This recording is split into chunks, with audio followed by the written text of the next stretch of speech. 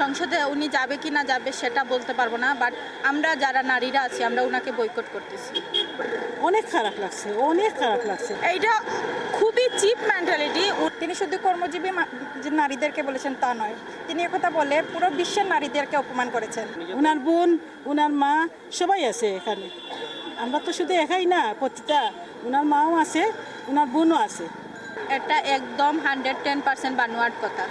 আমার আইডি, আমি ফেসবুক চালাবো, ওটা আমার ভেরিফাইড। উনি যে আইডি থেকে এই পোস্টটা করেছেন ওটা ওনার ভেরিফাইড আইডি। ভেরিফাইড আইডি কীভাবে হ্যাক হয়ে যায়?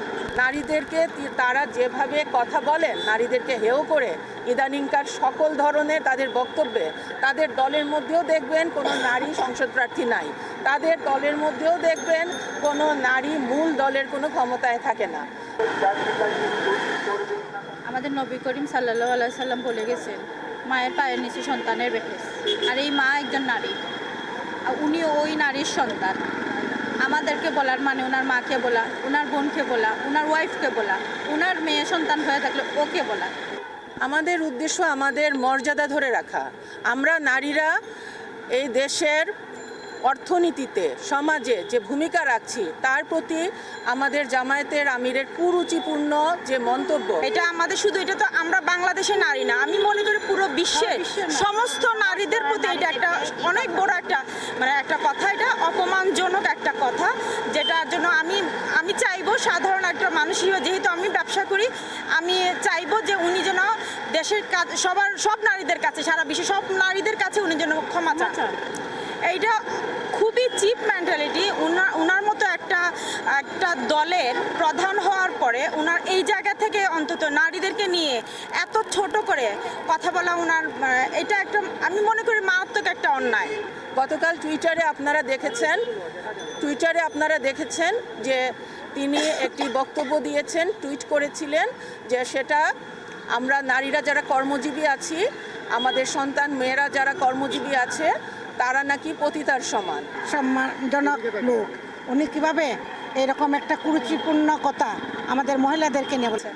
তিনি শুধু কর্মজীবী যে নারীদেরকে বলেছেন তা নয়, তিনি একথা বলে পুরো বিশ্বের নারীদেরকে অপমান করেছেন। তাই আমি একজন নারী হিসাবে এখানে আসছি এর তীব্র প্রতিবাদ জানাতে এবং তীব্র নিন্দা জানাই এটার। অনেক খারাপ লাগছে, অনেক খারাপ লাগছে। এই জন্য কথা, উনিও তো একজন মার সন্তান, উনিও তো একজন মার সন্তান, উনিও তো ওনার মাকে নিয়েই এই ধরনের কথাবার্তা হচ্ছে আমরা মনে করি। ওনার বোন, ওনার মা সবাই আছে এখানে। আমরা তো শুধু একাই না, প্রতিটা ওনার মাও আছে, ওনার বোনও আছে। এটা একদম 110% বানোয়াট কথা। আমার আইডি, আমি ফেসবুক চালাবো, ওটা আমার ভেরিফাইড। উনি যে আইডি থেকে এই পোস্টটা করেছেন ওটা ওনার ভেরিফাইড আইডি। ভেরিফাইড আইডি কীভাবে হ্যাক হয়ে যায়? ভেরিফাইড আইডি হ্যাক হওয়ার সাথে সাথে ওনার ফোনে পাসওয়ার্ড যাবে। তখন তো ওনার বোঝা উচিত ছিল, একজন আমির হিসাবে, একজন জনপ্রতিনিধি হিসাবে ওনার বোঝা উচিত ছিল যে আমার আইডি হ্যাক হয়ে যাচ্ছে, আমি আগে এটার পদক্ষেপ নেই। উনি তো কোনো পদক্ষেপ নেই নাই। 9 ঘন্টা পরে যখন দেখেছেন আমরা নারীরা জাগ্রত হয়ে গেছি, নারীরা প্রতিবাদ করছি, তখন উনি এসে মুচকি হেসে বলবেন আমার আইডি হ্যাক হয়ে গেছে, আমি অনিরাপত্তায় ভুগছি, এটাকে আমরা মেনে নেবো, এটা আমরা বুঝে ফেলছি উনি যে বুয়া কথা বলতেছে। আর শুধু আমরা বুঝি নাই, সারা বাংলার নারীরা বুঝে গেছে উনি বুয়া কথা বলতেছে। হ্যাক হলে তো তাড়াতাড়ি উনি দেখতে পারতেন। অনেক সময় পরে উনি বললেন ওনার নাম্বারটা হ্যাক হয়েছে। এটা কি বিশ্বাসজনক কথা? এটা তো অবিশ্বাসের কথা। এটা সম্পূর্ণই বানোয়াট। কারণ হচ্ছে আমরা বিভিন্ন ধরনের এই ফেসবুক নিয়ে ঘাটাঘাটি করি, বা যারা আমরা অনলাইনে বুঝি, অন্তত এইটুকু তো বুঝি যে এটা একটা সম্পূর্ণ, ফেসবুকে যদি কোনো কিছু নিয়ে আপনি অ্যাপ্লিকেশন করেন, আমার আইডি নিয়ে, যে কোনো কিছু নিয়ে, ছোট হোক বড় হোক, মিনিমাম 24 ঘন্টা পর এটা রেসপন্স আসে। এটা 2-3 ঘন্টার ভিতরে, 5-7 ঘন্টার ভিতরে বা 10 ঘন্টার মধ্যে সম্ভব না। 24 ঘন্টা লাগে এটা আপনার ফিডব্যাক আসতে। তো এটা যদি অ্যাপ্লিকেশন উনি করে থাকেন যে আমার আইডি হ্যাক হয়েছে, এইটা 5-7 ঘন্টার মধ্যে কখনো আপনার আইডি উদ্ধার করা সম্ভব না। 24 ঘন্টা লাগতো মিনিমাম। এখন আমাদের প্রশ্ন, ভেরিফাইড পেজ হ্যাক হয় কিভাবে, তাও জামাতের আমিরের? তাহলে তো তাকে নিজে থেকেই সেটা প্রমাণ করতে হবে যে এটা তিনি বলেন নাই। একটা দলের প্রধান, তিনি এই দেশের স্বপ্ন দেখেন, এই দেশের প্রতিনিধিত্ব করবেন, তাহলে তাকে এটা প্রমাণ করতে হবে যে এই দেশের প্রতিটি জনগণের তিনি নেতা।